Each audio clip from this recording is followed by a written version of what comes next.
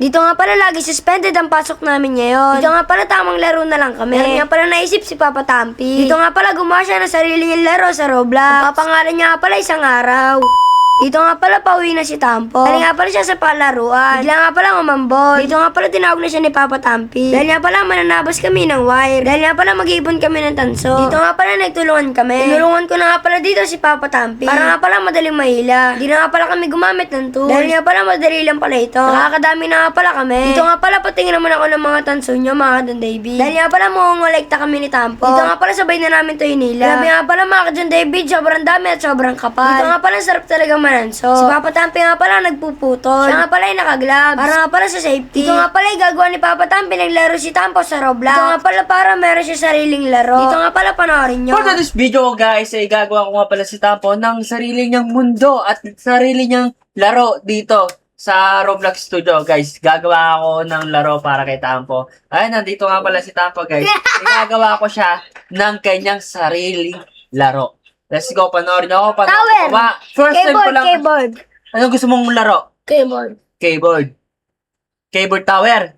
So ayan guys, gusto nga pala ni Tampo ng keyboard tower. Kaya naman gagawa ko siya. Kahit wala akong experience at wala akong kaalam-alam dito at wala akong kaalam-alam sa pagiging developer nitong larong to, eh gagawa tayo ng paraan para magawa ng keyboard tower. Tama? So ayan guys, gagawa na ako para kay Tampo. Let's go! So ayan guys, nakagawa na ako ng keyboard.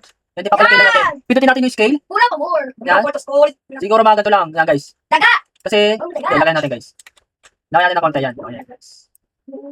Lagay natin siguro ng konti guys. Yan, okay yan. Tapos, guys, papalaki natin siya. Yun! Workplace yan guys. Tapos, nandito yung tower. So yan guys, testing natin. Uy! Satisfying! Kulay gold. Laki, lawak. Lawak dito guys. So yan guys, gagawa naman tayo ng pader. Pader naman gagawin natin guys. Yun o. Pangit. Pader gagawin natin ng pader. Ha? Uy, yellow! Puro yellow? Ano yan? Maranya. Tapos, okay, stop natin. Tayo sa workplace mga katampi. Then gagawa tayo ng pader guys. So paano pag gumawa ng pader? Ito yung nilagay ko guys na move lang natin to. Move. Lalamog. Move lang natin guys. Medyo nakakarang siya guys. Yan, ganyan. Yan, ganyan. Ganyan, perfecto.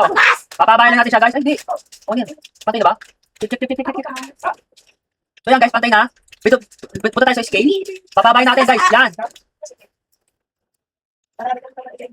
So yan guys, papabayan natin. Yan, haba na.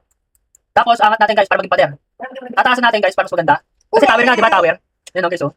Taas natin guys para mas ano. Okay na ganyan mataas, so mas mataas pa dapat. Api. Ako yung nakuha skin. So, mas taas pa natin, tower nga, di ba?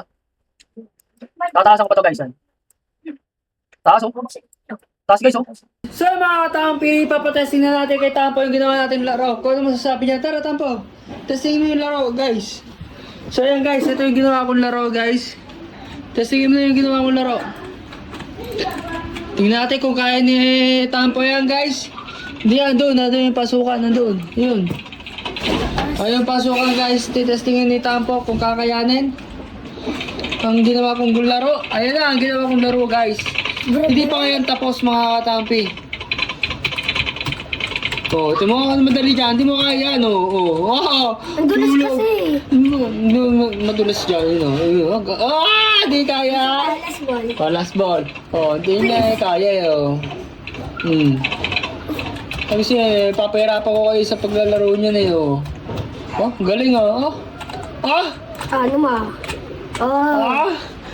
So yan guys, hanggang dito ang story dito ang David. Pala.